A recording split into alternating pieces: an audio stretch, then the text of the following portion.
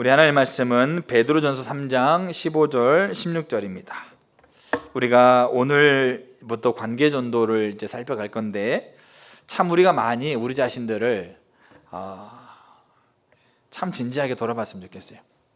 그러니까 제가 이제 뭐 다른 분들은 뭐 이렇게 뭡니까 폄하하려고 그런 부분은 아닌데, 저희가 살고 있는 건물에 그분이 이제 이 설교를 못 듣지는 않겠죠.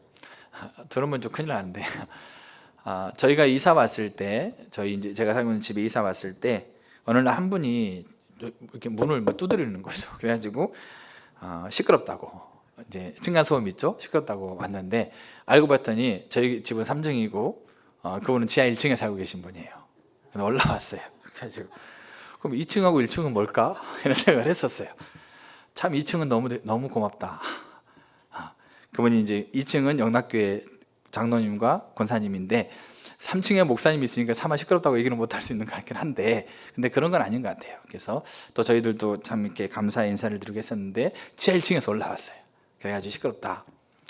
그래서 이제 그러냐고 죄송하다 얘기하고 이제 아이들한테 주의를 주고 그렇게 했었는데, 근데 이제 알고 봤더니 그 분이 이 우리 건물뿐만 아니라 우리 건물이라고 하니까 제 건물인 것처럼 느껴지는데, 저는 월세로 살고 있습니다. 제가 월세로 살고 있는 건물뿐만 아니라 그 주변 사람과의 관계가 너무 안 좋아요. 그러니까 사사건건 어떻게 알겠죠? 이렇게 막 이렇게 트집 잡고 막 이렇게 트러블 일으키고 싸우고, 이렇게 조금만 뭐 어떤 공사를 해도 그것 때문에 이제 자기가 피해받았다고 하고 이런 분인데, 오늘 제 아내가 그래서 이제 제가 이제 본래 그런 분이야 막 이렇게 얘기를 막 하시는 분인데, 어느 날 이제 저희 이제 목사인지 알고 이제 저는 이제 깍듯이 인사하고 그분의 얘기를 듣고 이제 그렇게 하는데, 어느 날 제 아내가 이제 올라가다가 그분을 이제 만나고 인사하고 올라가는데 그분의 입속에서 아이고 주여 이런 말이 나왔대요. 아이고 주여. 그 얘기를 들으면서 제 아내가 많이 놀랐대요. 아이고 주여. 여러분들이 아이고 주여, 아이고 하나님 이렇게 얘기하는 거 사람들이 놀라면 안 돼요.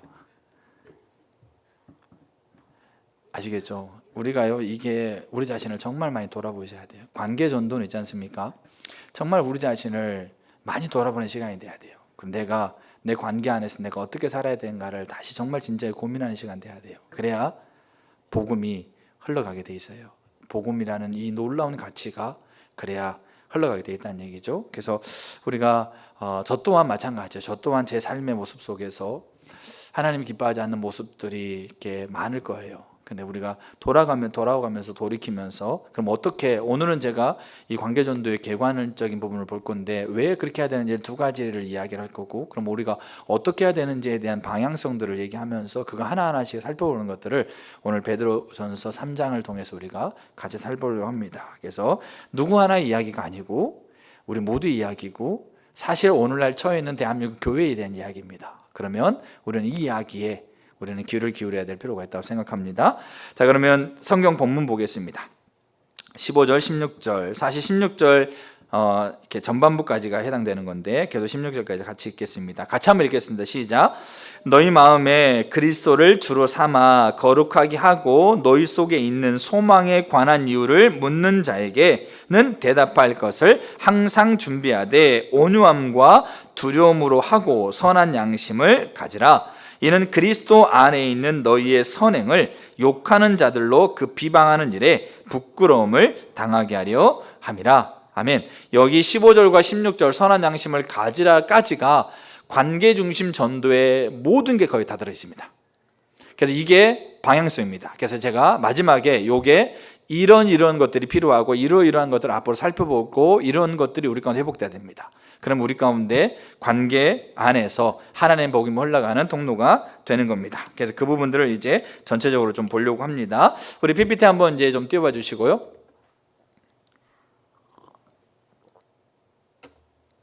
관계 전도에 대해서 두 가지 측면에서 우리는 관계 전도를 해야 된다라는 것을 좀 보려고 합니다. 하나는 전도라는 것이 하나님의 명령이라는 것을 통해서 우리는 전도를 해야 된다는 걸 볼 거고, 또 하나는 그 전도의 형식이 우리가 이제는 어떻게 우리가 바뀌고 있는가에 통해서 우리가 관계 전도를 우리가 필요하다는 것을 보려고 합니다. 자, 그래서 전도는 하나님의 명령입니다.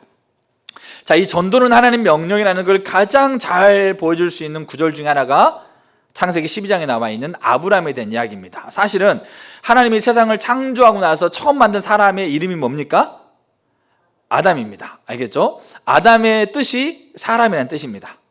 자, 그래서 처음 사람을 만들고 그 사람에게 원했던 것이 전도였습니다. 전도하라 얘기 성경에 나와 있어 안 나왔어요? 창세기 1, 3장에 안 나와 있어요. 근데 어디서 할 수 있느냐?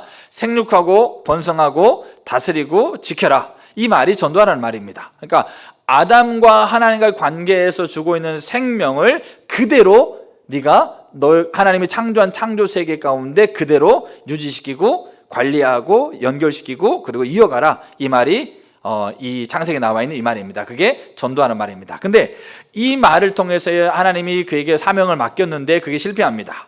그리고 노아 때까지 세상은 정말 극도로 타락하게 됩니다. 그래서 하나님 물론 심판하게 되어지고 그 이후에 하나님이 한 민족을 세워서 이 창세기에 나와 있었던 아담에게 주셨던 그 하나님의 명령을 다시 새롭게 구현하고 있는 게 한 민족을 세우고자 하는 의도 속에서 하나님이 선택했던 사람이 누구겠어요? 그 이름도 많이 듣고 있었던 아브람입니다. 원래 이름이 아브람이었어요. 근데 하나님 나중에 아브람이라는 뜻은 가문의 조상, 가문의 어른 이런 뜻입니다. 근데 하나님이 이름을 아브람에서 뭘로 바꿔줘요? 아브라함으로 바꿔요. 아브라함으로 바꾼 거는 람에서 함으로 이렇게 라함으로 바뀐 것만 의미하는 게 아니라 아브라함은 열방, 알겠죠? 모든 민족의 조상 이런 의미입니다. 모든 열방의 어른 이런 뜻입니다.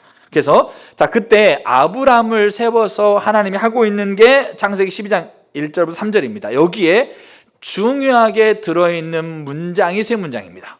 하나가 뭐냐면 떠나서 가라라는 말입니다. 1절에 떠나서 가라, 2절에 복이 될 거다, 그 다음에 3절에 너로 말미암아 복을 누리게 할 거다라는 말입니다. 그러니까 이 말을 잘 보셔야 될 게 뭐냐면 아브라함에게 지금 하나님께서 관계전도, 능력전도를 말씀하겠다고 생각하면 돼요. 성경에 나와 있는 전도, 성경에 나오는 전파하라, 전해라라고 하는 이 말은 단순히 그냥 말로 그냥 전해라, 말로 복음을 가르쳐라 이걸 얘기하고 있는 게 아니에요. 그 이면 속에 능력과 관대라는 것을 그 이면 속에 들어가고 있는 거예요. 알겠죠? 자, 보세요. 자, 그럼 떠나가라라는 게 명령이에요. 그러면 아브라함이 보세요. 갈대아 우르 땅을 떠나가면 무조건 아브라함에게 복이 임할까요? 여러분 어떻게 생각하세요? 그러면 하나님이 집으로 이사하라고 그랬어요. 그러면 집 이사하면 무조건 거기 가면 무조건 복이 됩니까? 교회를 떠나 다른 교회 가라고 그래. 그럼 다른 교회 가면 무조건 하면 거기만 떠나면 거기 가면 다 복이 됩니까? 그게 아니란 얘기예요. 알겠죠? 떠나서 가는 게 하나님의 명령인데 떠나가서 하나님께서 그 떠나가라고 하고 있는 이 명령을 근간으로 해서 떠나가는 것을 뭡니까? 이 원리 기초로 해가지고 그가 떠나가는 삶을 사는 거예요. 자, 그랬을 때 그 삶 안에 하나님께서 그와 함께하고 있는 복이 그에게 임한다는 얘기, 누려진다는 얘기죠. 알겠죠? 이게 순서예요. 나중에 베드로 3장에도 똑같아요. 그러니까 이게 순서입니다. 그래서 떠나가서 그 원리대로 그거를 근간으로 내 원리의 삶을 살면 하나님과의 관계 안에서 내게 복을 누리게 된다는 거죠. 하나님이 내게 이 마음을 통해서 복을 누리게 돼요. 근데 하나님이 아브라함에게 의도하신 거는 그게 끝이 아니에요. 떠나가라. 그럼 네가 복을 누릴 거다. 아브라함은 그걸로 끝나지 않았어요. 그럼 뭐라고 했어요? 너로 말미암아서 복을 누리게 할 거다. 복을 모르는 자들이 너로 말미암아 복을 누리게 할 거다. 그게 지금 아브라함에게 지금 말하고 있는 전도의 명령인 거죠. 이 복을 누리게 되고 너로 말미암아 복을 다른 사람이 누리게 될 거라고 하고 있는 이 두 가지의 이 요소에는 뭐가 근간이겠어요? 떠나서 가는 것이 근간이에요. 그래서 아브라함은 떠났어요. 그래서 아브라함은 갔어요. 그리고 간 곳에 그냥 거기 갈대아우를 떠나니까 자동적으로 복이 임한 게 아니고 간 곳에서 떠나가라고 하고 있는 이 근간을 붙들고 그곳에서 떠나가는 삶을 살았던 거예요. 그러니까 복이 오고 그 복을 누리고 그 복을 누리고 있는 그 자신으로 말미암아서 자신을 통해서 복이 그들에게 나타나 보이고 그들에게 들려져 보이고 그들의 눈에 매력적이고 귀해 보여서 그들이 그 복 안으로 들어오는 통로가 된 거예요. 이게 아브라함에게 하고 있는 전도 명령이고, 이 명령 속에 단순히 아브라함에게 네가 가서 이방인들에게 복음 전해라 이렇게 얘기하고 있지 않는다는 얘기예요. 떠나가라고 하고 있는 근간을 붙들고 너의 삶을 살 때 네가 복을 누릴 것이고, 그 복을 누리는 너의 삶을 살아가는 삶을 통해서 모든 자들이 복을 누리는 곳으로 들어오게 할 거야. 이게 아브라함에게 하고 있는 명령이에요. 근데 아브라함을 통해 세워진 백성이 이스라엘이고, 그 이스라엘로 대변되고 있는 오늘날의 하나님의 백성이 교회라는 거예요. 그러니까 아브라함에게 하고 있는 명령이 그대로 우리 가운데 전해지고 있어요. 자, 그래서 이 명령, 창세기 12장에 나와 있는 이 명령을 근간으로 해서 이제 구약과 신약이 이루어지는 거예요. 자, 그래서 이제 구약에 이제 특별히 한 구절을 더 말하게 되면 이사야 60장 1절, 일어나라 빛을 발하라. 여기 일어나라는 말과 빛을 발하라는 말이 명령이에요. 이게 뭐겠습니까? 이게 떠나라, 가라는 말이에요. 자, 그러면 뭐 어떻게 되는 겁니까? 자, 내 빛이 이르렀고 여호와의 영광이 너희 위에 임하였다. 그럼 무슨 아브라함의 표현에 의하면 떠나가라, 일어나 빛을 발하라. 그럼 네가 영광이 너에게 임하였다. 이사야 말에는 네가 복을 누릴 거다. 그리고 이사야 60장 2절은 뭐라 그러면 흑암이 캄캄하고 만민이 어둠에 가득한데 그때 너를 통해서 빛이 드러나서 그들 또한 성령이 그들 가운데 임할 것이다. 그렇게 표현되고 있어요. 근데 이게 명령, 일어나서 발하라고 하고 있는 명령을 근간으로 하고 있어요. 이거를 근간으로 해서 아브라함에게 하고 있는 명령을 근간으로 해서 하나님이 요나에게 니느웨 성으로 가라고 그래요. 자, 니느웨 성에서 가서 선포해라. 여러분, 이게 우리가 성경을 잘 봐야 될 게 뭐냐면 니느웨 성에 가서 선포하라고 하고 있는 것은 단순히 요나에게 복음을 말로 전하라고 하는 것만을 의미하고 있지 않아요. 그러니까 요나서를 보게 되면 니느웨는 아수르의 수도입니다. 이방인의 수도고 아수르는 결국 이스라엘 멸망시킨 나라이기도 합니다. 그래서 요나는 아수르란 나라와 니느웨란 나라에서 굉장히 못마땅한 마음을 가지고 있었어요. 그래서 니느웨를 가서 복음을 전하라고 하는 것을 요나는 그걸 처음에 납득을 못했어요. 그래서 안 했어요. 어디로 가려고 그럽니까? 다스시로 내려가는 배를 탔다가 하나님이 강권적으로 막아가지고 물고기 뱃속에 들어갔다가 3일 있다가 토해냈더니 니느웨 땅인 거예요. 그래가지고 갔는데 성경을 오전에는 제가 약간 좀 잘못 얘기했는데 성경을 찾아보면 아시겠지만 니느웨가 이렇게 직선으로 관통하는데 걸어서 3일 길을 걸리는 큰 성읍이에요. 근데 요나가 며칠을 갔을까요? 이 관통하는 길을 하루 만에 가버렸어요.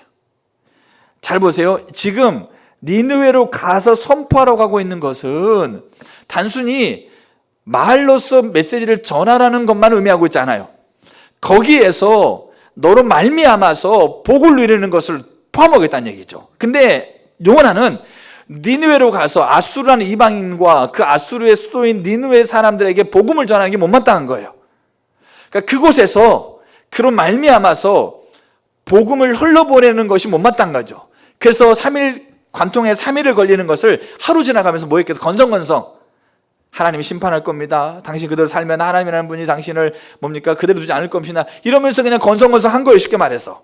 근데도 니느웨가 왕에서부터 사람까지 하나님께 돌이켜요. 하루길을 돌고 나서 언덕에 올라가서 어떻게 하는가 보자 이렇게 하고 있잖아요. 근데 여기 선포하라는 말은 그 말이 아니에요. 그냥 말로 가서 가르쳐라 이 말이 아니었다는 얘기예요. 왜냐하면 창세기라든지 알겠죠? 이사야서라든지 이런 성경을 보게 되면 하나님의 영광이 하나님의 복이라는 건 하나님 자신을 얘기하는 겁니다. 하나님의 영광은 하나님 자신인데 하나님의 복과 하나님의 영광이 그 위에 그와 함께 있는 것을 전제하고 있는 거죠. 이게 하나님 말하고 있는 전도 명령이에요. 자, 여기에서 이제 신약으로 넘어와서 예수님께서 이 아브라함에게 하셨던 사실상 아담에게 하고 있는 창조 명령과 똑같아요. 근데 아브라함에게 하고 있는 명령을 근간으로 해서 그들의 예수님의 제자들에게 너희는 온 천하에 다니면서 만민에게 복음을 전파하라. 이 명령이에요.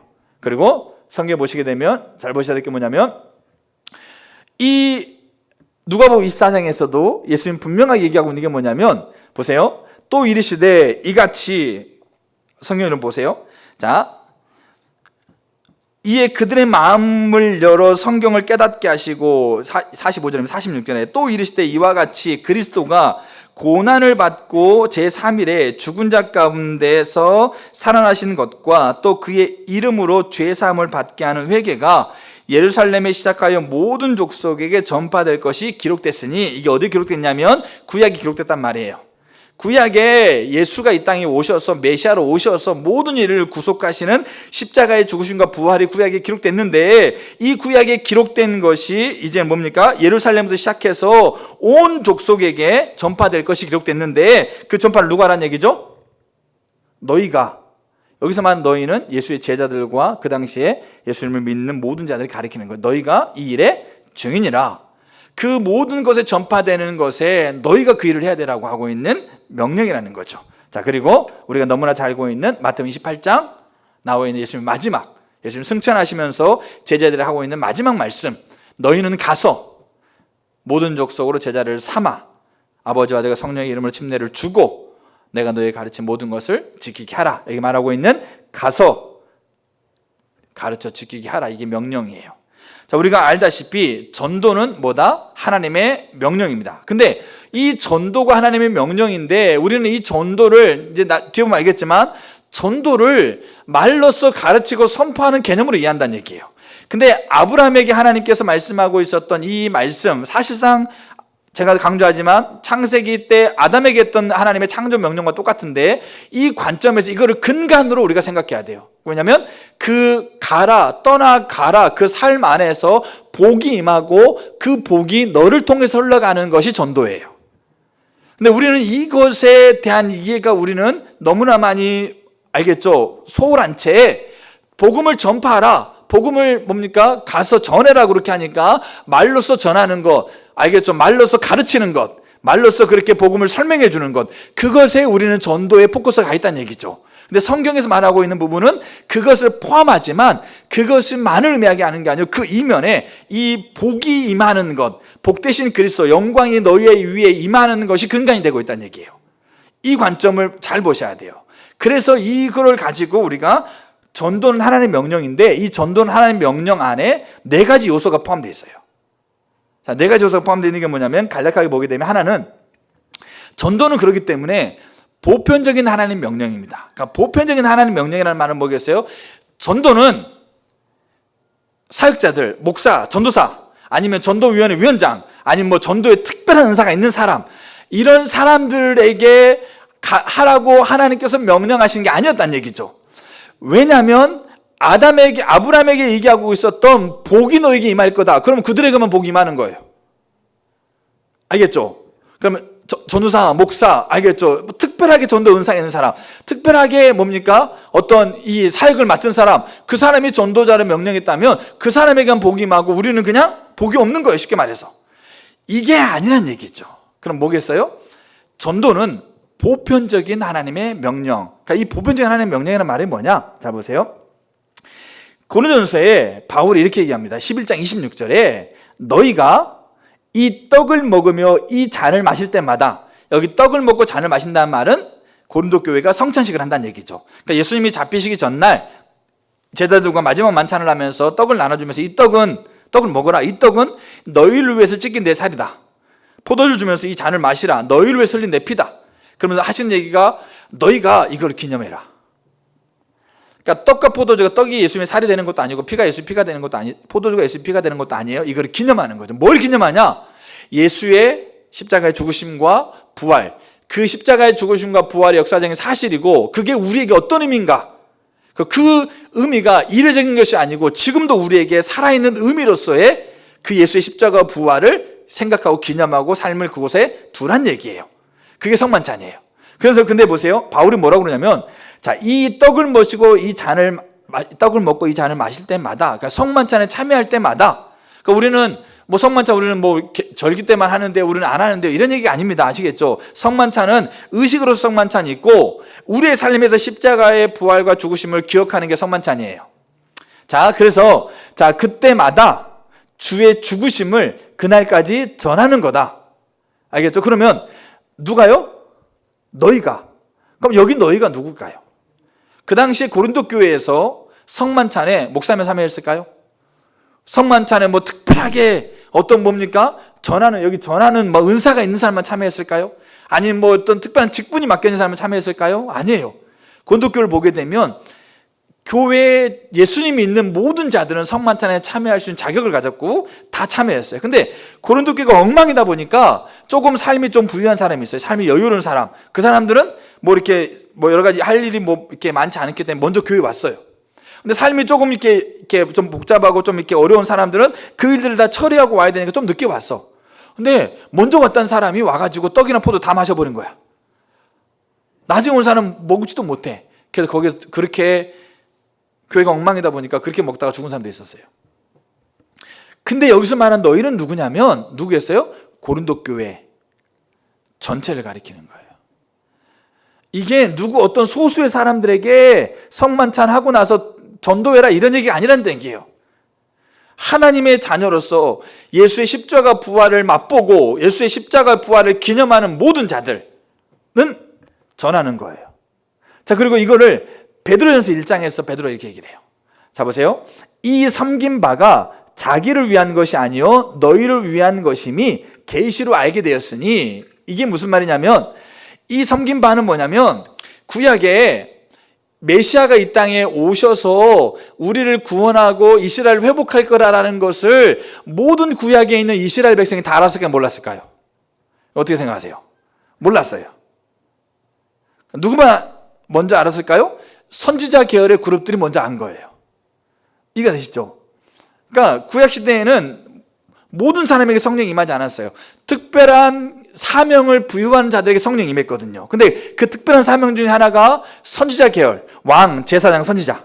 알겠죠? 그래서 하나님의 계시, 하나님의 뜻을 알아서 그걸 백성에게 가르치는 자들, 그게 선지자인데 그 선지자들에게 성령이 임한 거죠. 그럼 성령이 임해서 뭘 계시했겠어요? 메시아를 땅에 보내신다.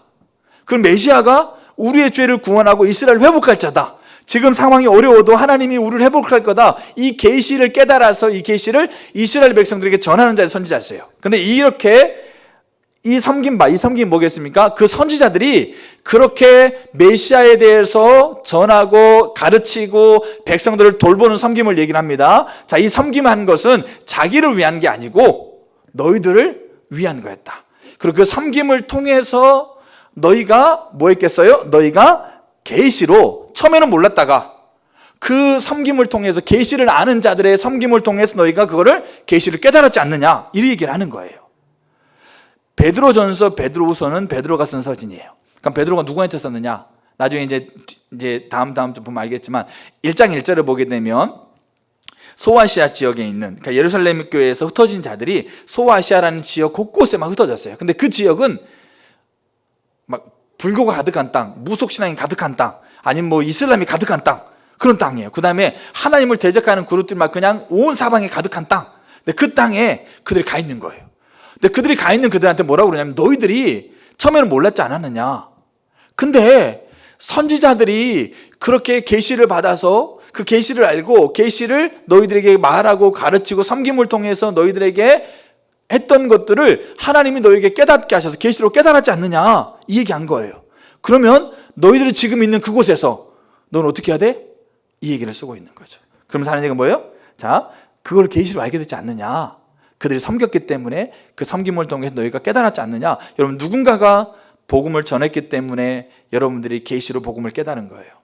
자, 그런데 자 이것은 잘 보세요. 하늘로부터 보내신 성령을 힘입어 복음을 전하는 자들로 이제 너희에게 알린 것이다 라고 얘기하고 있는 거죠. 구약의 선지자가 이제는 뭡니까? 사라지고 하늘의 성령을 힘입은 자들이 그것을 전함으로 인해서 너희에게 알려진 거다, 이 얘기예요. 그럼 여기 뭡니까? 하늘로부터 보내신 성령을 힘입어 복음을 전하는 자들은 누구를 가리킬까요? 자, 제가 물어볼게요. 예수를 믿으면 성령이 모든 사람에게 임한다. 자, 두 번째, 예수를 믿어도 성령이 모든 사람에 임하는 게 아니고 조금 뒤에 열심히 있는 사람, 조금 더 헌금 많이 하고 조금 더 신실하게 잘 사는 사람에게 성령이 임한다. 첫 번째, 두 번째예요. 몇 번째입니까? 첫 번째예요. 예수를 믿으면 너희 안에 성령이 내주하시는 거예요. 그럼 이게 무슨 말이겠어요? 하늘로부터 보내신 성령을 힘입어 성령이 내주 역사하시는 것. 이 말은 예수 믿는 모든 사람을 얘기를 해요. 예수 믿는 모든 사람, 그들이 복음을 전했기 때문에 그게 너희에게까지 알려진 게 아니냐 이 얘기예요. 그럼 너희는 그 이방 땅에서 불교가 가득하고 이슬람이 가득하고 하나님을 대적하고 있는 문화가 가득하고 있는 그 땅에 있는 너희는 어떻게 해야 돼? 너희 또한 똑같이 특별한 사명을 받거나 특별한 은사가 부어졌거나 그 사역을 하고 있는 게 아니고 너희가 그런 자들이 너희에게 복음을 전해서 너희에게 섬겼던 것처럼 너희도 그 자리에서 섬기고 복음을 전하는 것이 그게 하나님께서 너희에게 하고 있는 명령이다. 이게 보편적인 명령이에요. 특별한 은사가 부어지거나 그 사역이 맡겨져서 복음을 전하는 게 아니에요. 복음 전하는 게요, 아까 제가 말씀드렸던 것처럼 말로 가르치는 것만을 얘기하고 있지 않는다는 얘기예요. 자, 그 다음에 두 번째, 자, 전도는 하나님 명령인데, 자, 보편적인 하나님 명령, 하나님의 자녀에게 하나님이 하고 있는 명령이고, 또 하나가 뭐냐면 지속적인 하나님 명령이에요. 지속적인 하나님 명령. 그러니까 지속적인 하나님 명령이라는 말은 뭐냐면, 자, 이거예요. 고린도전서를 보게 되면 이렇게 돼 있어요. 아까 제가 읽었던 구절이죠. 자, 너희가, 여기는 고린도 교회 얘기하죠. 이 떡을 먹으며 잔을 마실 때마다 주의 죽으심을, 여기 주의 죽으심은 십자가의 죽음과 부활을 이렇게 예표하고 대변하고 있는 거죠. 알겠죠? 이렇게 부활을 안 살았으니까 죽으심만 전한다. 이거는 어리석은 거죠. 알겠죠? 자, 근데 주의 죽으심을 언제까지? 그가 오실 때까지예요. 그럼 그가 오신다는 말은 뭐겠어요? 예수님이 다시 오실 때까지.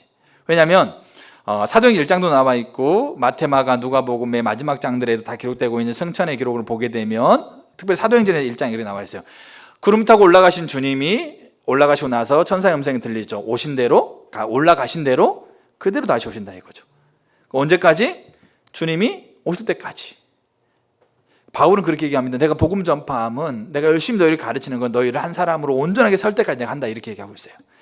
그러니까 우리가 한 사람이 복음 안에 설 때까지, 이거를 바울은 그리스도가 올 때까지, 예수가 다시 이 땅에 다시 재림할 때까지, 그래서 하나님의 나라, 완전한 하나님의 나라가 성취될 때까지, 그때 우리는 뭐 해야 된다?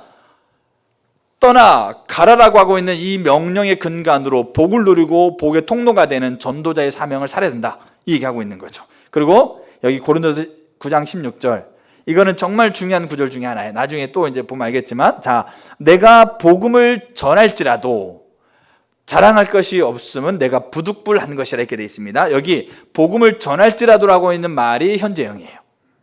그러니까 바울은 지금 복음을 전하는 것을 현재형으로 쓰고 있어요. 현재형이라는, 헬라어 현재형이라는 말은 지금의 내 행동이고 앞으로 지속될 나의 행동이라고 얘기하고 있는 거죠. 그러니까 내가 지금도 복음을 전하고 지금도 복음을 전하고 지금도 복음을 전하고 있는 것은 이런 얘기예요. 그러니까 이 말의 의미는 뭐겠습니까? 우리의 하나님의 명령은 어떤 한 특별한 사건, 총동원 주일에 뭐 이렇게 아니면 뭐 며칠 뭐 전도 집회 이런 특별한 사건이 아니고, 특별한 것에 그거마저도 우리가 말로써 전도하는 것에 국한돼 버리는데, 그게 아니고 주님이 다시 오실 때까지, 한 사람이 복음으로 세울 때까지 지속적으로 우리가 떠나가라고 있는 근간에서 복을 누리고 복의 통로가 된다는 거예요. 그게 우리가 살아야 될 지속적인 하나님의 명령이에요. 자, 그리고 여기에 나와 있는 또 하나의 하나님 명령의 요소 중에 하나가 뭐냐면 절대적이에요. 하나는 보편적이고요, 또 하나는 지속적이에요. 또 하나가 절대적이에요. 이 절대적이라는 말의 성경 구조를 보게 되면, 자, 특별히 마태복음 28장 18절에 뭐가 돼 있어요? 하늘과 땅의 모든 권세를 내게 주셨으니, 여기 하늘과 땅의 모든 권세는 헬라어 말로 번역하게 되면 하늘 안에 있는 것과 땅 안에 있는 걸 얘기를 해요. 그러면 자, 이건 누구의 말씀인가요? 예수님께서 하신 말씀이죠. 그럼 예수님이 하늘 안에 있는 것과 땅 안에 있는 것을 내게 주셨다. 그럼 누가 예수님께 줬을까요? 누가요? 베드로가 줬을까요? 아니면 뭐 주변에 유력한 뭡니까? 유력자가 줬을까요? 아니죠. 누가 줬겠어요? 하나님이 주셨죠. 그러면 우리가 내가 너한테 이거 줄게, 이거 줄게, 그거는 뭡니까? 내가 가지고 있는 것을 이 사람한테 주는 거예요. 내가 가지고 있지 않는데 내가 너 줄게, 내가 그러니까 돈도 없는데 내가 막 100억 너 줄게, 이런 얘기 해도 안 믿어요. 그 사람 100억이 없는데, 뭐 돈 1000원도 없는데 100억을 줄게, 뭐 1000억을 줄게, 안 믿는 거죠. 믿으면 바본데. 근데 예수님이 하늘과 땅의 모든 것을 내게 주셨다라고 했을 때, 하나님이 하늘과 땅의 모든 권세를 가지고 있기 때문에 주신 거예요. 그게 본래 하나님 거였으니까. 그게 본래 하나님의 자리였고 지금도 하나님의 자리고 하나님 것이었으니까 그걸 줄 수 있었고 줬단 얘기예요.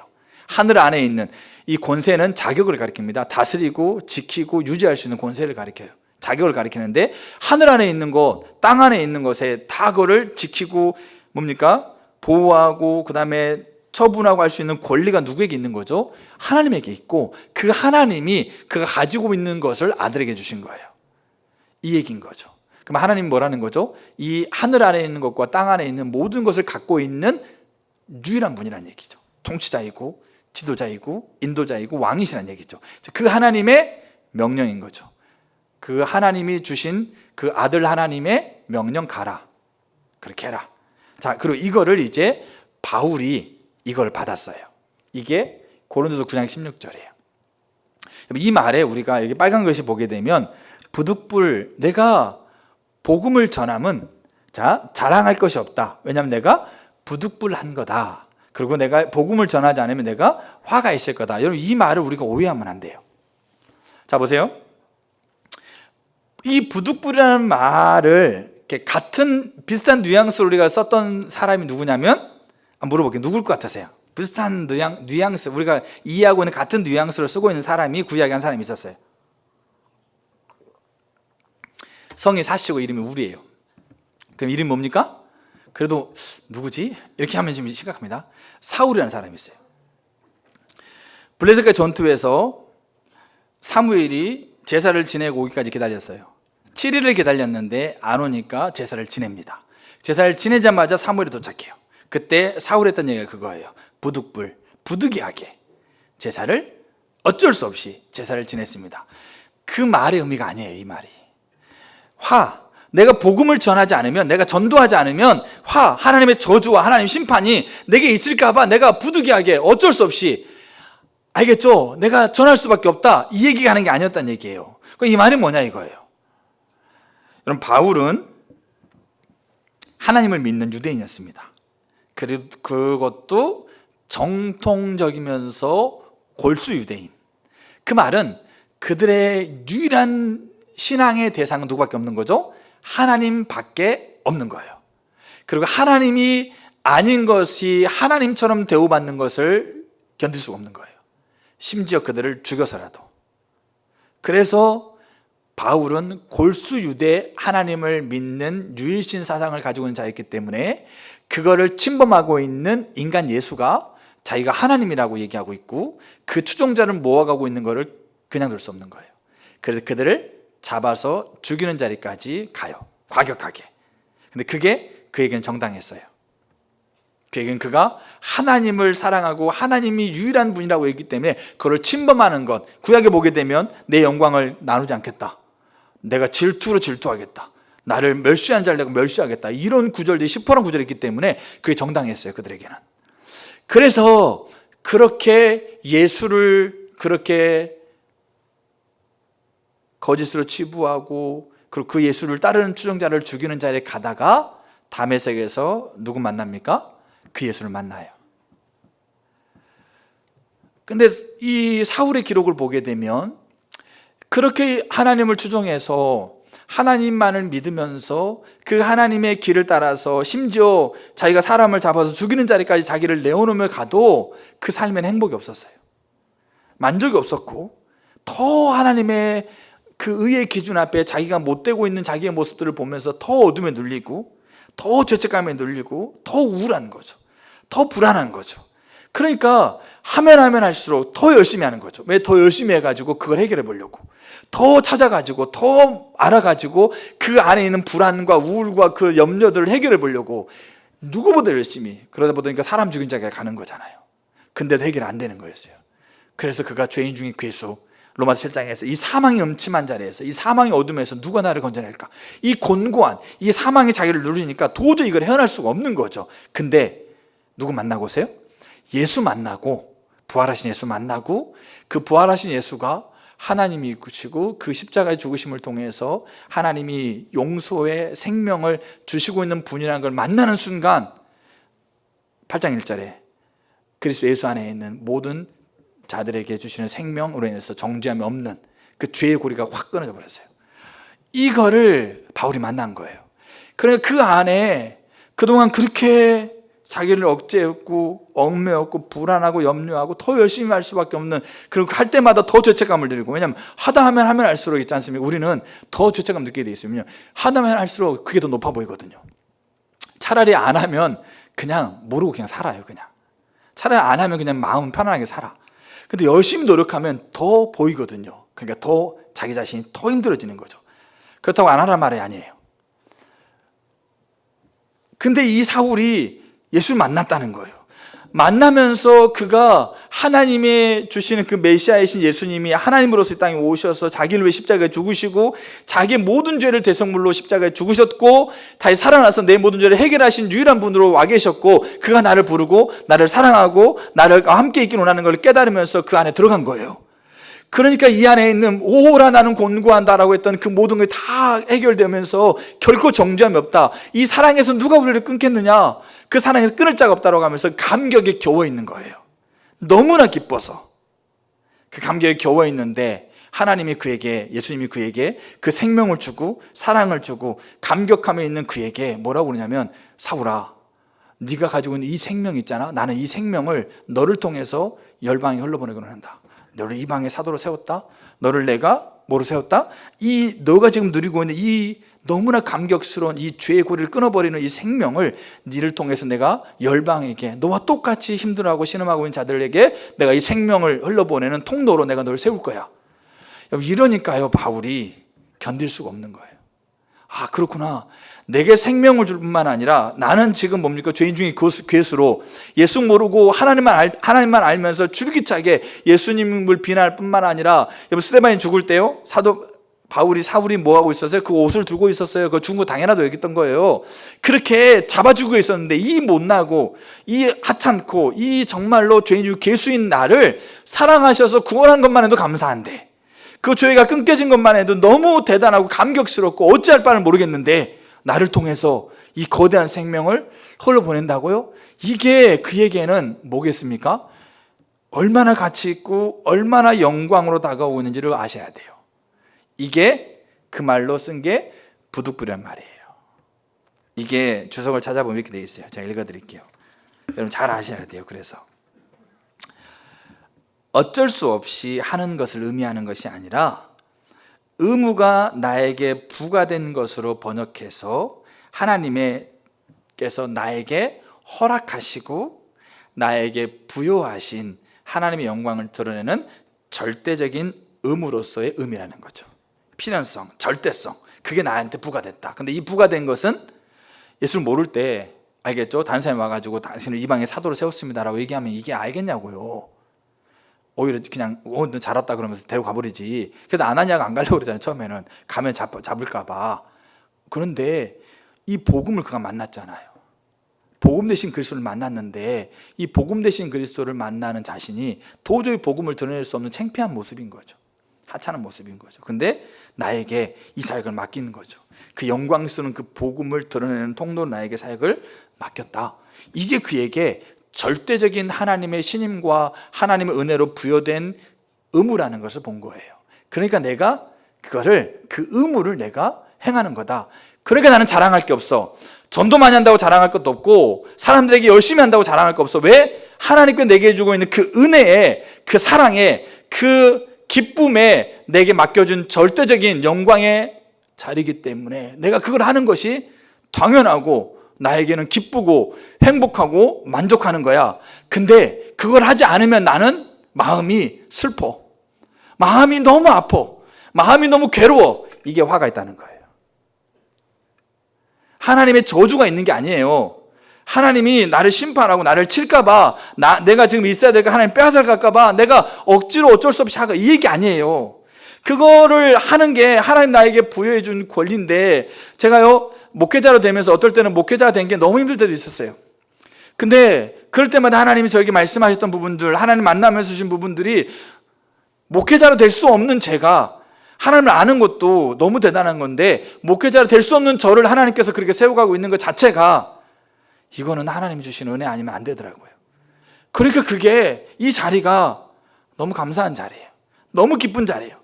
그게 부득불이에요. 그러니까 내가 이 일을 하고 있고 내가 이거 목회의 사역을 내가 하고 있는 거 내가 자랑할 게 없다는 얘기죠. 왜요? 그거 하는 게 내게 영광이고 기쁨이고 만족이고. 근데 반대로 그거 안 하면, 그거 안 되면, 그거 못하면 내가 아프고 슬프고 괴로운 거예요. 그게 화가 있다는 말의 의미예요. 이 화가 있다는 말을 그대로 사용하신 게 예수님이에요. 특별히 마태복음 3장에서 7번이나 얘기를 해요. 누구에게? 바리새인들에게, 서기관들에게. 화 있을진저, 화 있을진저. 그러니까 이 말은 저주가 포함되어 있습니다. 심판이 포함되어 있습니다. 심판과 저주가 너에게 임할 거야. 외식하는 서기관들과 바리새인들이라고 얘기하면서 그렇게 질책하시거든요. 근데 이 화 있을진저라는 이 말 속에는 그냥 너 저주가 받아, 너 저주가 있을까, 이 얘기만 아니에요.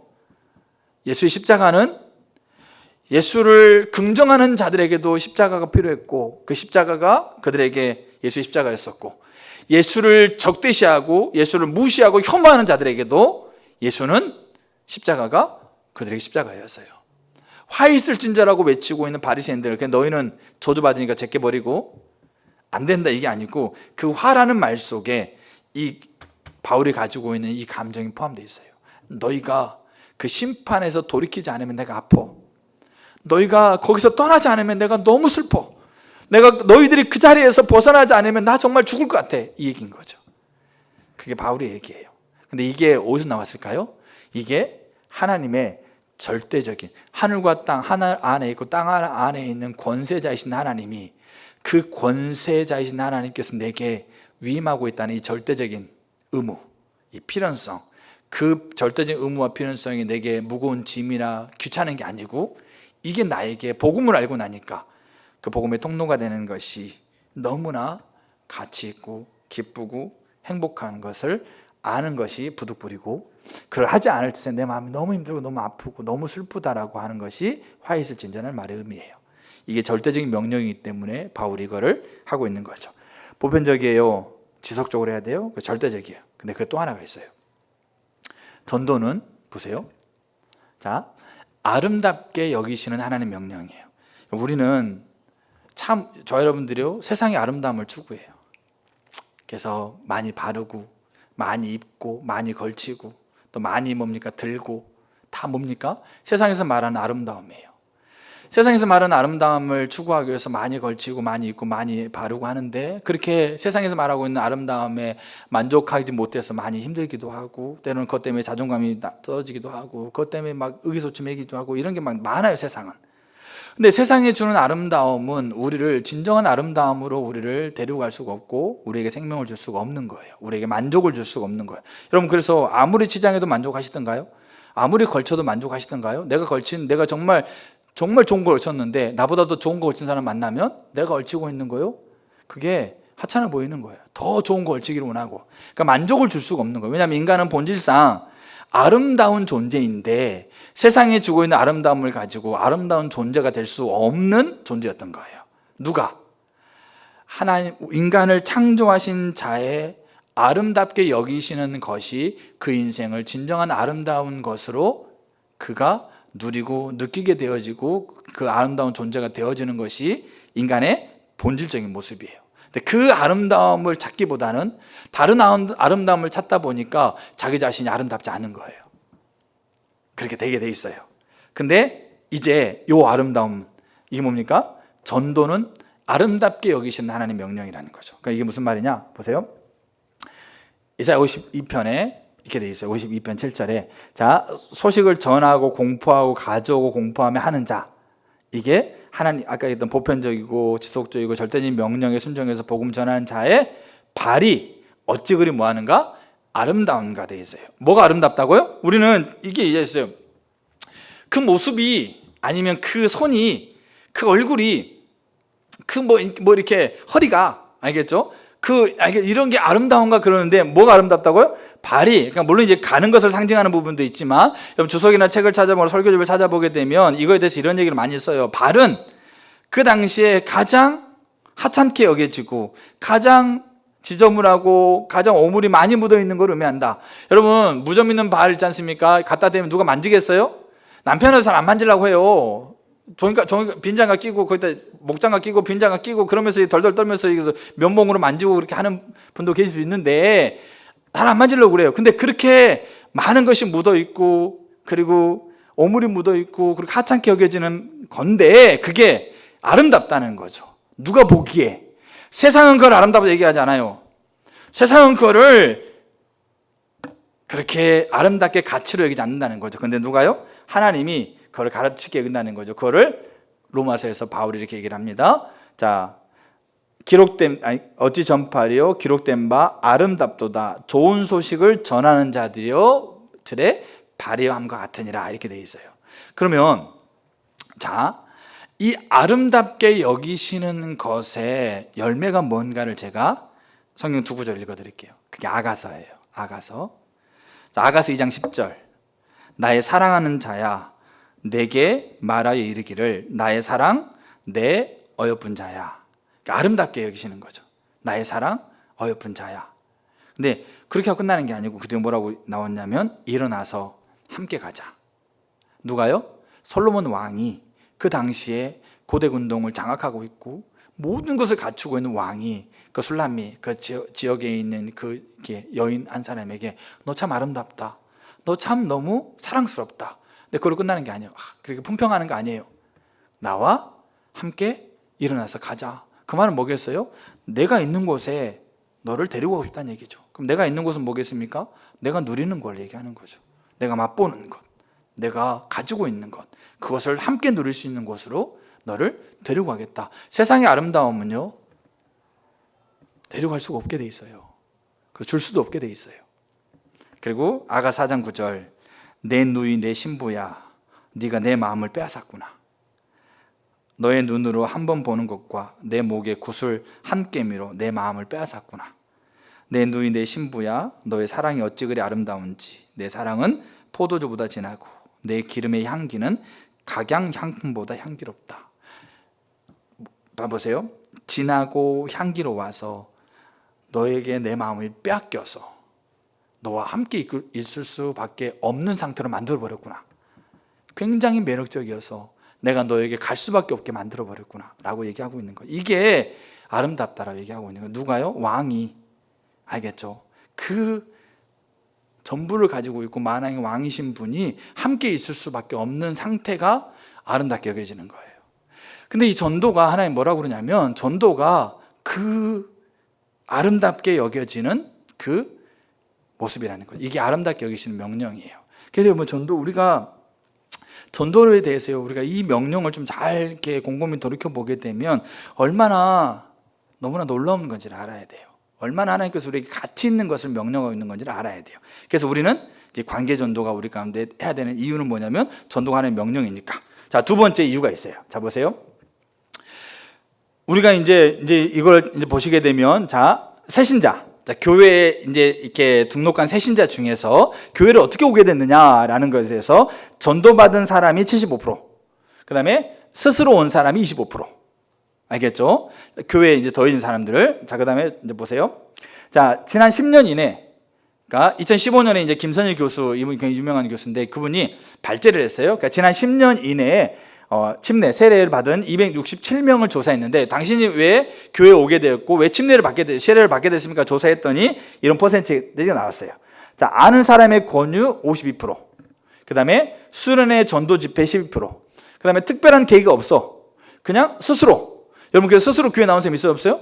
있어요. 그냥 특별한 계기 없이 그냥 교회 그냥 이렇게 온 사람들 많아요. 근데 잘 보셔야 될 게 뭐냐면 아는 사람의 권유와 수련회 전도 집회도 뭐겠습니까? 가보라고, 같이 가보자. 이런 집회가 있으니까 한번 가보자. 알겠죠? 이런 것들. 자, 이거를 합치게 되면 관계 안에서 그의 권유를 통해서 이렇게 그 자리에 가게 되는 거 합쳐보게 되면 몇 프로 되겠어요?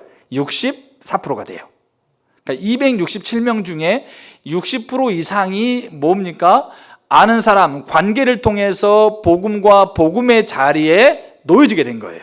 그래서 그들이 그 자리에 가서 물론 스스로 가고 어떤 특별한 계기가 없어 가지만 그래도 절반 60% 이상이 관계를 통해서 그 자리에 가게 되어지고 그 자리에서 복음을 듣게 되어지고 그가 침례, 세례를 받으면서 인격적으로 주를 영접한다는 얘기죠. 알겠죠? 이게 그래서 60% 이상이 된다는 얘기죠. 자, 그리고 보세요.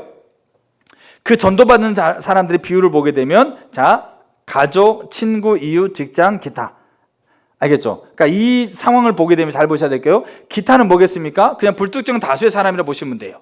근데 전도의 비율, 쉽게 말해서 복음을 전해서 그 복음을 전하는 자가 하나님 앞에 이렇게 돌아오는 비율을 봤을 때 이 가족, 친척, 친구, 선후배, 이웃, 직장 동료 이 부분들이 관계 안에서 형성이 되어지면서 권하고 그리고 나누면서 복음의 통로가 되는 자들을 통해서 그 자리를 가게 되고 자리에서 예수를 만나게 되는 일들이 이게 98% 이상을 차지한다는 얘기예요. 그래서 교회는, 세상은 보세요. 여기 위대한 좋은 교회에서 위대한 교회라는 책에 보게 되면 이분이 U1에서 U5까지 나눠요. U는 unchurched person이라는 얘기예요. 그러니까 unchurched person이라는 말은 교회에 대해서 부정적인 생각을 가지고 있는 사람들의 퍼센테이지를 얘기를 해요. 그래서 U1은 U5까지 U1은 뭐냐면 긍정적인, 교회에 대해서 긍정적인 사람들. 이 사람은요 그냥 놔둬도 교회 오게 돼 있어요. 알겠죠? 이분들은 그냥 교회에서 너무 긍정적이고 언제 한번 교회 가야지 이렇게 막 확 열린 마음들. 이분들은 그냥 놔둬도 교회 알아봐요. 근데 여기 5% 뭐겠어요? 적대적인, 교회 얘기만 하면 혐오, 그러니까 그냥 싫어 얘기가 아니고 완전히 그냥 적으로 여기면서 그걸 비난하고 비판하고 또 이 세상에서 없어져야 될 그룹을 여기는 자들 5%. 거기에 이제 뭐 거부, 중립, 우호 이런 게 이제 퍼센티지가 있는 거죠. 자, 그럼 보세요. 하나님의 명령이 보편적이고 지속적이고 절대적이고 아름답게 여기신 명령인데, 자, 그 명령이 U1에 있는 그룹들에게만 해당되는 걸까요? 교회를 참 좋게 여기고 언제든지 복음을 받아야 준비가 된 사람들에게 가가지고 복음을 전하는 것만 연결되어 있을까요? 그럼 우리는 적대적인 그룹, 정말 교회를 혐오하고 교회가 없어져야 될 유일한 대상으로 여기고 있는 그 자들은 그러면 포기해버려요? 내버려요? 5%니까 괜찮지. 그래서 우리가 한 중립까지만 좀 어떻게 해보면 그래도 한 70% 되네. 이렇게 할까요? 여러분, 예수의 명령은 그게 아니었다는 얘기죠. 그럼 우리는 어떻게 이 적대적인 그룹과 거부하고 있는 그룹들에게 복음 떠나가라, 복을 누리고 복의 너로 말미암아 복의 통로가 되어져서 이방인들 있지 않습니까? 그들이 믿고 있는 신이 있었어요. 그들이 가지고 있는 가치가 있었고 그들이 소중하게 여기고 있는 삶의 방향이 있었다는 얘기죠. 근데 그게 완전히 잘못됐다, 거짓이다, 그걸 떠나서 그게 너를 망하게 한다라고 얘기하고 있는 것을 가르쳐서 그들이 그걸 인정하고 하나님께 돌아와야 되는 거죠. 이게 가능하겠냐 이거예요. 이게 힌두교에 있는 사람들한테. 알겠죠? 그럼 어떻게 해야 되는가에 대한 부분이에요. 근데 이제 문제는 뭐냐면 보세요. 자, 교회 출석했을 무렵에, 그러니까 그 사람이 교회 나오기 무렵에 그들의 삶 안에서 갖고 있는 문제점들이 생기게 돼 있어요. 이 문제점은 잘 보시면 알겠지만 우리가 삶을 살아가면 누구나 겪을 수 있는 문제들이에요. 그러니까 이 문제들을 삶에 살아가는 모든 자들이 이 문제를 겪고 있다는 얘기죠. 내 인생은 뭘까? 어디로 가서 어디로 가나? 떨어진 낙엽에도 마음이 두근거리고, 알겠죠? 그 다음에 돈이 없고 관계도 어렵고 갑자기 나를 좋아했던 애가 다른 애 좋아하고 나는 싫어하고, 그 다음에 내가 나도 아프고 가족도 아프고 또 이렇게 정신적으로, 그 다음에 사업, 직장, 알겠죠? 이런 삶의 어려움의 자리에, 문제의 자리에 있다는 거죠. 그럼 이 문제의 자리에 있을 때 사람은 어떻게 하겠어요? 그 문제를 해결하려고 노력한다는 얘기예요. 해결하고 노력할 때 저가요, 어떤 문제가 있거나 어떤 장소를 찾으려면 가장 먼저 뭐 한지 아세요? 내 이놈이 들어가요. 우리 네이놈이라고 그러는데 내 땡땡이 들어가요. 그래가지고 마음에 상처받을 때 치료받는 뭐 이런 걸 쳐요. 구구절절하게. 어떨 때는 상처 이렇게 칠 수도 있고, 마음이 아팠을 때 하루에 좋은 음악이 뭘까 이렇게 구구절절 치기도 한다는 얘기죠. 왜요? 도움을 받으려고, 거기에 대해서 해결책을 찾아보려고 노력한다는 얘기예요. 삶의 문제가, 근데 삶의 문제가 인생을 살아가는 사람들이 교회 다니는 사람이고 안 다니는 사람이고 없을 수가 없는 거예요. 근데 그 문제의 상황 가운데서 삶의 그 문제를 해결하기 위해서 찾는다는 얘기잖아요. 그 찾을 때 하나님이 그곳에 떠나가서 복을 누리는 사람을 그 사람에게 허락하고 있다는 얘기를 기억하셔야 돼요. 그게 누구예요? 그게 교회란 얘기예요. 그들의 어려움과 문제 가운데서 그 어려움과 문제, 내가 이 문제를 갖고 있는데 이 문제가 똑같은 문제를 가지고 있는 저 사람은 다르게 사는 거거든. 저 사람은 나와 내가 가지고 있는 문제와 똑같은 문제인데, 나보다도 심각한 문제인데도 저 사람은 다르게 반응하고 있고 다르게도 살고 있는 것을 보면서 해결책, 나는 알겠죠? 힘들고 어렵고 죽을 것 같은데 저 사람은 힘들지도 않아 보이고 소망이 있어 보이고 더 잘하려고 노력해 보이고 더 기쁨으로 나가려고 하는데, 그게 왜 그러냐? 너는 뭐가 그렇게 그걸 그렇게 하고 있느냐라고 이 삶의 수없이 많은 문제에서 해결책을 찾으려고 하고 있는 사람들의 눈에 하나님의 사람이 보이도록 하나님 만들어놨다는 얘기예요. 세상 구조를. 그게 관계동심원인데, 관계동심원은 나를 중심으로 관계가 형성되는 건데, 하나님이 그 관계동심원 안에 그 사람들을 보내놓은 거예요. 그 사람이 그냥, 싫은 사람이 그냥 내가 정말 실수로 사람 만나가지고 있는 게 아니고, 내가 이 학교 가기 싫었는데 이 학교 내가 점수 때문에 가가지고 지금 이렇게 이 지경이 아니고, 알겠죠? 이 원리 안에서 어렵고 힘들고 삶에 고난 있는 사람들이 해결책을 찾기 위해서 두리번 찾을 때 해결책을 가지고 있는 사람을 보도록 나를 그 관계로 그 사람들 나 안에 집어넣어놨다는 얘기예요. 쉽게 말해서. 그게 그 동심원이에요. 이 문제 속에서 이제 그들이 두리번 거리면서 찾아요. 처음부터 그렇게 찾지 않을 수 있지만, 근데 세상의 것들을 계속 두리번 찾다 보면 해결책 안 나거든요, 사실은. 근데 그 유일한 해결책을 가지고 있는 사람들이 하나님께서 그 주변에 놓인 거예요, 쉽게 말해서. 하나님 법칙 있지 않습니까? 반드시 하나님의 사람들에게는 그 사람들의 모습과 이야기를 들을 사람을 거기다 붙여놔요. 그건 반드시 그래요. 자, 그렇게, 고난입니다. 자, 근데 문제는 뭐냐면, 문제는 그렇게 하나님께서 그렇게 그 어려운 고난에 있는 사람들을 두리번거리면서 그 문제를 해결할 사람을 찾는 그 대상으로서의 우리를, 교회를 그렇게 심어놨는데, 교회가 어떻다는 얘기예요? 교회가 신뢰도를 무너뜨려 버렸어요. 그러니까 이게 2020년도 1월에서 2021년도 1월달 1년 기간인데, 사실 그 이전에 보게 되면 한국 교회의 이 신뢰도가 한국 사회에서 32%예요.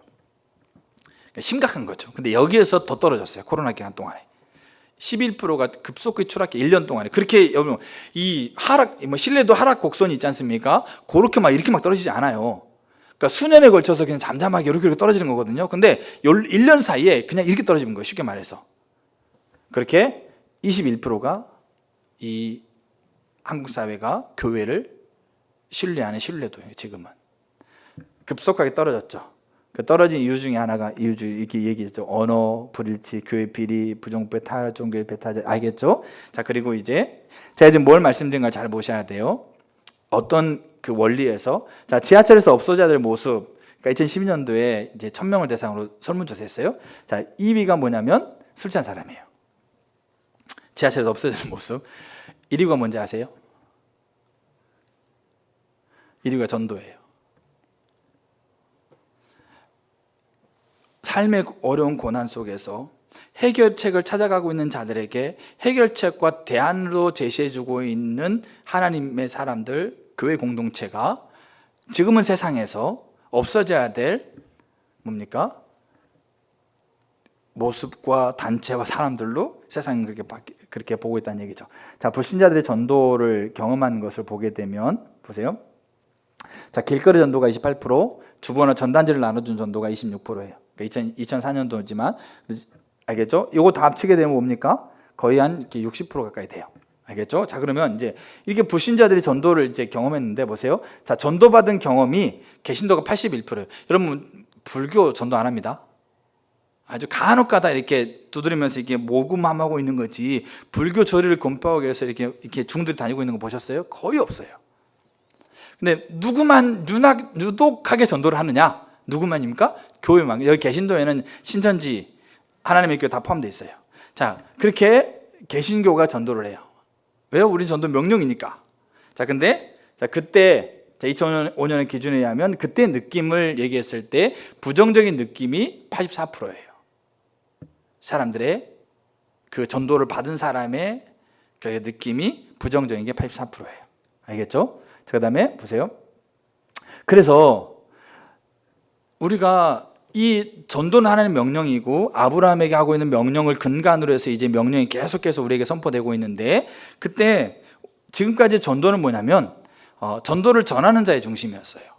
알겠죠? 전하는 내가 전도를 얘기하는 거죠. 때를 얻든지 못 얻든지 받든지 안 받든지 가서 그리고 전도 자체를 뭡니까? 이 복음에 대한 교리를 얘기하고 있는 것으로 국한시켜 버려서 내가 그거를 가서 이렇게 만나서 얘기하고 있는 것으로, 그게 전달자 중심이에요. 근데 이제 전도가 어떻게 해야 돼요? 뭐로 바뀌어야 돼요?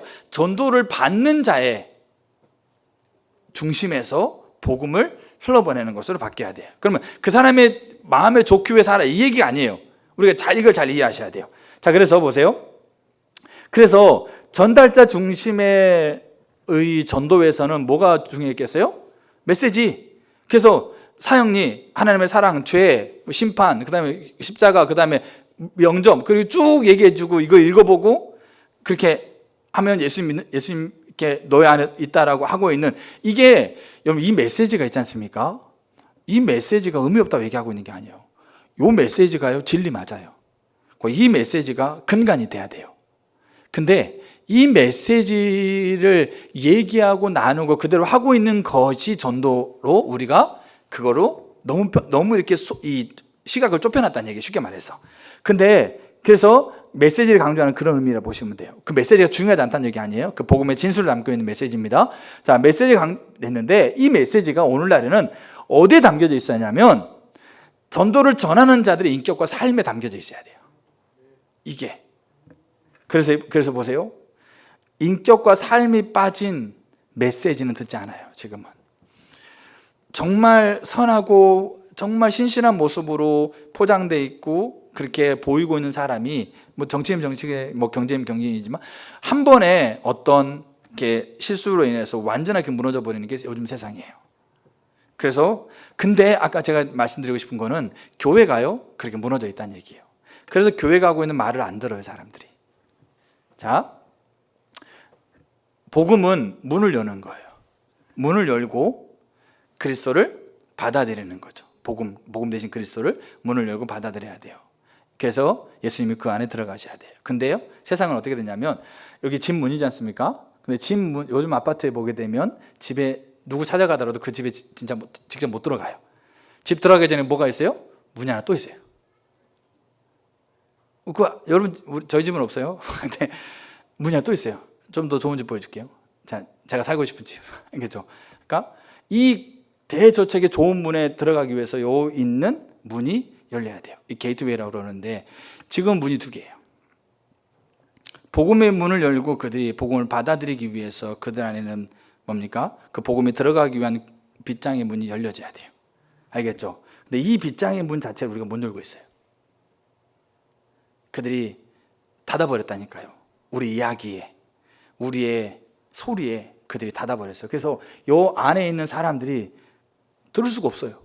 왜요? 여기 문도 안 열려 있는데, 여기 문도 안 열려 있고, 이렇게 문을 열고 맞아들여야 되는데 여기 자체도 안 열려 버리는데 어떻게 복음을 받아들이겠어요? 아무리 거기에다 큰 소리 외쳐도 여기가 안 열려 있는데 그 안에 들리겠냐고요. 여기 안 열려 있는데 그 안에 들리겠냐고. 안 되는 거예요, 지금은. 그래, 왜 그럴까요? 하나님은 그 하나님의 원리 안에서 명령을 하시고 그 명령을 행하기 위한 원리 안에서 우리를 그 삶의 고난과 힘든 자리를 살아갈 수밖에 없는 세상에 사람들이 해결책을 찾는, 두리번두리번 해결을 찾을 때 그 해결책을 제시할 수 있는 곳으로 우리를 허락했는데 우리가 완전하게 우리 삶이 무너져 있기 때문에 여기에 있는 문 자체가 그들에게 열리지 않는 거예요. 자, 그래서 이제 이 관계 동심원을 보게 되면 이제 거의 다 마쳤습니다. 이제 자, 이렇게 우리가 관계 동심원을 이렇게 살펴볼 수가 있어요. 우리 나를 중심으로 이렇게 가족, 친척, 친구, 그다음에 아는 동료, 지인, 나도 모르는 사람 X 이렇게 표현되는데 이건 점점 나중에 살펴볼 거예요. 근데 이게 관계 동심원인데 관계 여정이라는 게 있어요. 관계 여정. 그 관계 여정이 뭐냐면, 자, 낯선 사람에서 아는 사람으로 되고, 아는 사람에서 친구가 되고, 친구에서 영적인 동반자가 돼요. 근데 우리가 참 요즘은 보세요. 가족 중에 낯선 사람이 있어요. 가족 중에. 알겠죠? 지난주에 어떤 한 청년이 교회 찾아왔어요. 제가 대전에 있을 때 중학교, 고등학교 때 같이 있던 청년인데 이 아이는 오형제 막내예요. 근데 엄마가 자기 낳고 집을 떠났어요. 근데 세 번째 형이 장애를 갖고 있고 아빠도 막 그냥 등한시하고 있고 얘는 형들한테 많이 맞았어요. 그런데 교회 안에서 이제 사랑을 돌보면서 그 마음이 회복되고 어느 날 하나님 나를 목회자로 부른 것 같아요. 이렇게 얘기도 하기도 했어요. 그것만 해도 기적이에요, 사실은. 근데 목회자가 이제 되는 건 지금은 아닌데. 자, 근데 그러면서 이제 목요일 왔더라고. 와서 얘기하면서 너 형들하고 만나냐 그랬더니 지금 연락은 안 한대. 그러니까 낯선 가족인데 낯선 사람이에요, 낯선 사람. 근데 또 가족 중에 그냥 알고만 있는 사람이 있어요. 알겠죠? 그러니까 집에 알고 있는 사람이 계세요. 그냥 이제 오면 어색한 거야. 알겠죠? 보면 그냥 아는 사람이 아는 사람. 알겠죠? 이게 우리의 지금 문제예요. 저와 여러분들의 문제.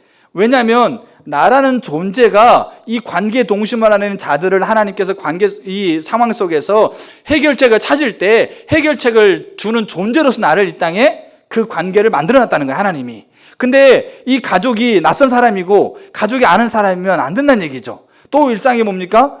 관계 속에서. 그리고 이제 이것들이 친구가 되어지고. 그러니까 이 친구는 여기만한 친구를 얘기하고 있는 게 아니에요. 알겠죠? 그리고 친구에서 끝나는 게 아니고 영적인 동반자. 같은 하나님의 복음 안에서 같은 것을 바라보고 같은 것을 얘기하고 같은 걸 비전 삼아서 가야 될 것으로 가는 게 이게 관계 여정이에요. 그래서 이 관계 여정 안에서 우리가 고민해야 되는 거죠. 그래서 첫 번째 관계전도, 첫 번째 하나님의 명령이 깨야 돼요. 두 번째 해결책으로 제시하고 있는 교회가 완전하게 무너졌던 그 상황들을 통해서 우리는 이것을 다시 회복해야 돼요. 그럼 이제 어떻게 해야 되는가? 그게 베드로전서 3장 15절 16절에 나와 있어요.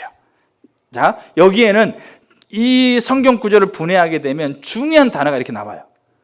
이 단어가 관계 전도가 해결되어지는데 핵심적인 단어고 앞으로 이거 중심으로 살펴갈 거예요. 이 단어들이 나오게 돼 있어요. 알겠죠? 그래서 보세요.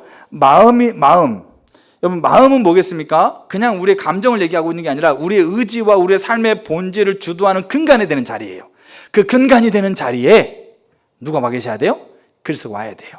그럼 그리스도가 와려면 그리스도가 누구인지를 알아야 돼요. 무슨 일을 하셨고 무슨 일을 할 수 있는 일인지, 어떤 분인지, 뭘 원하는지를 알아야 되고, 그리고 주로 삼으라는 말은 나를 얘기해. 내가 누구이고 나는 하나님과 관계에서 나를 어떻게 세워야 되는지를 알아야 되고, 여기 거룩하게 하고라는 말은 뭐겠습니까?